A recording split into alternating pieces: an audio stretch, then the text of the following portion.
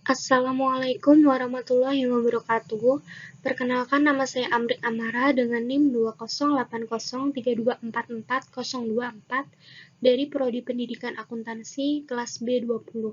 Pada kesempatan kali ini saya akan menyampaikan materi terkait dengan pengantar akuntansi perusahaan jasa.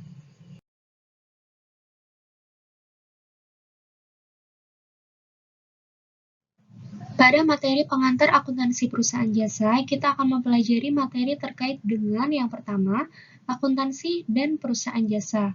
Kedua, contoh perusahaan jasa. Ketiga, karakter perusahaan jasa. Keempat, tahapan siklus perusahaan jasa. Dan yang terakhir, jenis transaksi akuntansi pada perusahaan jasa.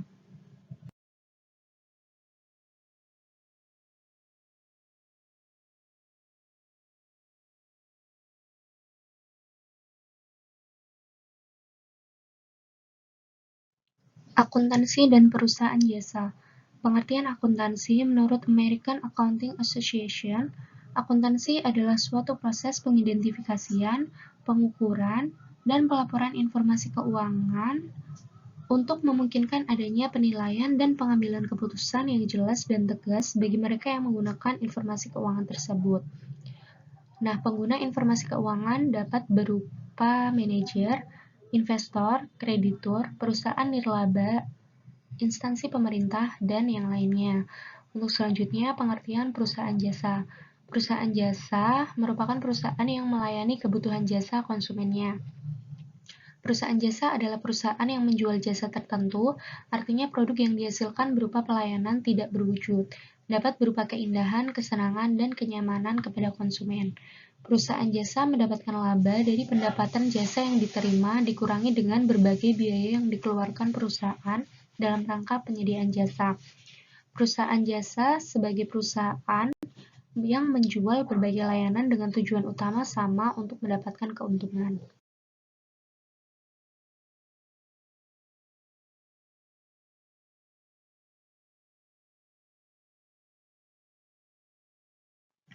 Contoh perusahaan jasa. Perusahaan jasa terbagi ke dalam berbagai profesi. Yang pertama, penyedia layanan komunikasi. Contohnya televisi, radio, dan telepon. Yang kedua, jasa pendidikan atau kursus, berupa bimbingan belajar dan kursus bahasa. Yang ketiga, jasa profesi seperti dokter, akuntan, konsultan keuangan, pengacara, notaris, serta konsultan pajak. Yang keempat, jasa perjalanan dan akomodasi, berupa penjualan tiket perjalanan, angkutan umum, hotel, dan apartemen. Yang kelima, keuangan, contohnya perbankan dan leasing. Yang keenam, pelayanan, berupa biro perjalanan, biro iklan, fotografer, salon kecantikan, dan penjahit. Serta masih terdapat beberapa jasa yang tergolong dalam profesi.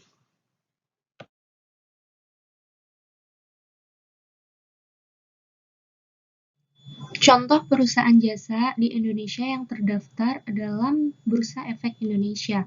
Yang pertama di bidang properti and real estate. Contohnya Bumi Citra Permai Tbk. Bumi Citra Permai Tbk bergerak di bidang real estate, yakni pengembangan kawasan industri dan pergudangan bernama Millennium Industrial Estate dengan luas wilayah mencapai kurang lebih 1.800 hektar dan terus berkembang hingga saat ini. Untuk contoh kedua di bidang jasa keuangan yaitu Bank Rakyat Indonesia Agro Niaga Tbk. BRI Agro adalah perusahaan keuangan berjenis jasa perbankan di Indonesia.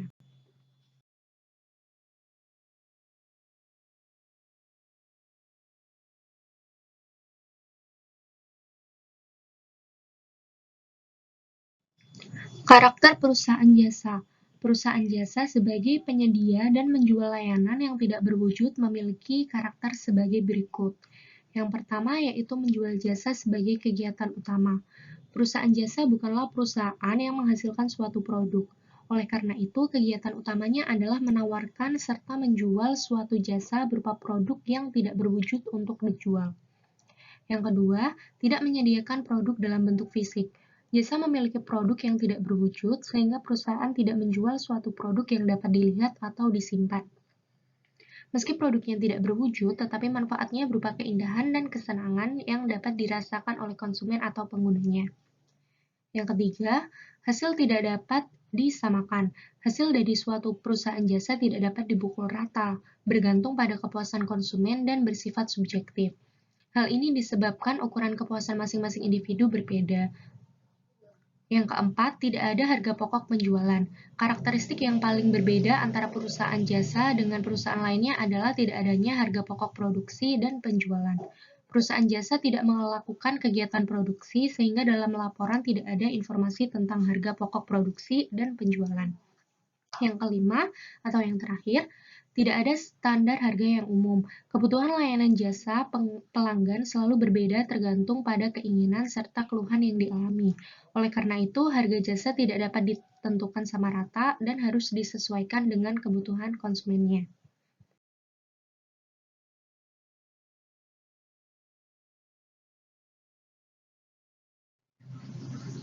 Tahapan siklus perusahaan jasa. Untuk menyediakan informasi keuangan tersebut, dibutuhkan data keuangan yang diproses melalui berbagai tahap. Tahapan-tahapan yang dijalani dalam proses akuntansi disebut siklus akuntansi. Berikut akan dijelaskan secara ringkas dan berurutan tentang siklus akuntansi yang akan kita jalani. Yang pertama yaitu melakukan analisis transaksi. Tahapan pertama kali dalam siklus akuntansi perusahaan jasa adalah melakukan analisis terhadap bukti transaksi yang berlangsung dalam suatu periode. Suatu perusahaan yang melakukan aktivitas biasanya akan menimbulkan transaksi keuangan disertai dengan adanya bukti transaksi yang digunakan sebagai dasar dalam pencatatan ke jurnal umum. Step yang kedua yaitu membuat jurnal akuntansi. Setelah melakukan analisa transaksi, tahap selanjutnya adalah mencatat transaksi-transaksi ke dalam jurnal. Pada dasarnya, jurnal yang digunakan pada perusahaan jasa adalah jurnal umum. Step yang ketiga, memposting transaksi jurnal ke dalam buku besar. Langkah selanjutnya adalah memposting transaksi jurnal ke dalam buku besar. Buku besar adalah kumpulan dari akun-akun yang satu sama lain saling berhubungan dan merupakan satu kesatuan yang sistematis. Setiap transaksi yang dicatat ke dalam jurnal harus dipindahkan atau diposting ke dalam buku besar. Step yang keempat, membuat neraca saldo. Neraca saldo merupakan suatu daftar tempat mencatat secara sistematis saldo-saldo akun buku besar berdasarkan kelompok akun. Membuat neraca saldo merupakan salah satu tahapan siklus akuntansi setelah melakukan posting ke dalam buku besar. Neraca saldo sendiri berfungsi sebagai berikut. Yang pertama, menyediakan informasi yang menyangkut posisi keuangan. Yang kedua, menyediakan informasi mengenai kinerja posisi keuangan. Step kelima, membuat jurnal penyesuaian. Setelah membuat neraca saldo, tahapan selanjutnya adalah membuat jurnal penyesuaian. Jurnal penyesuaian adalah jurnal yang dibuat untuk menyesuaikan saldo-saldo yang tidak sesuai dengan saldo yang seharusnya. Ayat jurnal penyesuaian yang sering dikenal adalah yang pertama, beban yang masih harus dibayar, 2. Beban yang dibayar di muka, 3. Penghasilan yang masih harus diterima, keempat, penghasilan yang diterima di muka, dan yang terakhir penurunan nilai aktiva tetap. Dan step yang keenam, membuat neraca lajur. Neraca lajur disusun berdasarkan jurnal penyesuaian dan neraca saldo. Neraca lajur adalah kertas kerja yang berisi informasi mengenai ayat jurnal penyesuaian dan neraca saldo yang akan digunakan untuk menyusun laporan keuangan.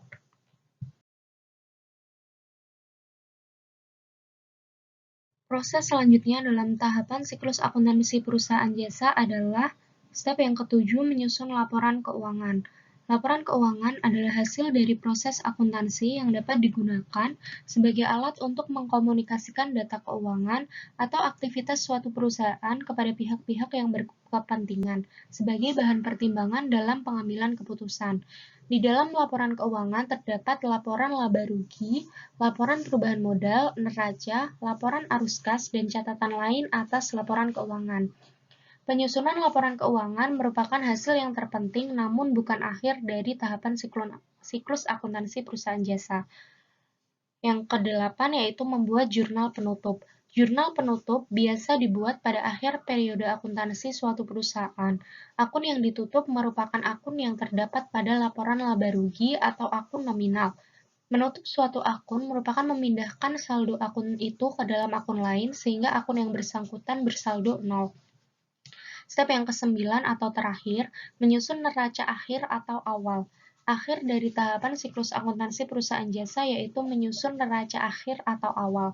Neraca akhir atau awal adalah neraca yang dihasilkan di akhir periode yang akan digunakan sebagai neraca awal periode selanjutnya pada suatu periode akuntansi.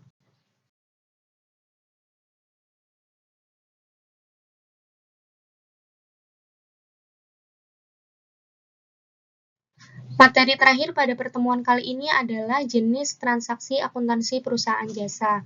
Yang pertama, pembelian. Transaksi pembelian pada suatu perusahaan jasa merupakan kegiatan yang dilakukan untuk membeli suatu produk yang dinilai mempunyai nilai manfaat bagi suatu perusahaan. Transaksi pembelian di perusahaan jasa antara lain pembelian perlengkapan dan peralatan yang dinilai dapat menunjang aktivitas suatu perusahaan jasa. 2. Pendapatan. Sama seperti perusahaan lainnya, perusahaan jasa beroperasi dengan tujuan untuk memperoleh keuntungan. Pendapatan ini harus dicatat sesuai dengan penjualan jasa yang diperoleh selama aktivitas operasi perusahaan berjalan. Pendapatan dari perusahaan jasa diantaranya dari aktivitas perusahaan dalam memberikan pelayanan terhadap pelanggannya. Yang ketiga, pembayaran beban-beban. Pengeluaran yang dilakukan oleh perusahaan jasa tidak hanya saat melakukan pembelian berbagai keperluan. Perusahaan jasa juga memiliki berbagai biaya yang harus dibayarkan yang dikenal dengan pembayaran beban-beban. Beban-beban yang harus dibayarkan oleh perusahaan jasa antara lain beban listrik, air, telepon, beban sewa, beban asuransi, dan lain sebagainya. Yang keempat, penerimaan piutang. Dalam melakukan pelayanan kepada pelanggan, perusahaan jasa memperoleh bayaran atas pelayanannya. Namun, perusahaan jasa dapat melakukan transaksi pembayaran secara tunai maupun non-tunai atau kredit. Pembayaran yang dilakukan secara kredit akan menimbulkan piutang usaha. Piutang usaha akan diterima pembayarannya oleh suatu perusahaan jasa sesuai dengan kesepakatan atau kebijakan antara pihak pemberi jasa dengan pihak pelanggan. Yang terakhir, penanaman modal atau investasi. Suatu perusahaan jasa yang baru pertama kali didirikan pasti akan melakukan setoran modal awal dari pemilik serta para investor.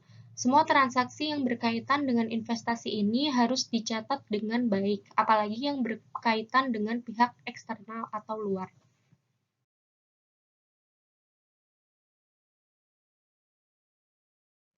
Sekian pemaparan materi dari saya, kurang lebihnya saya mohon maaf.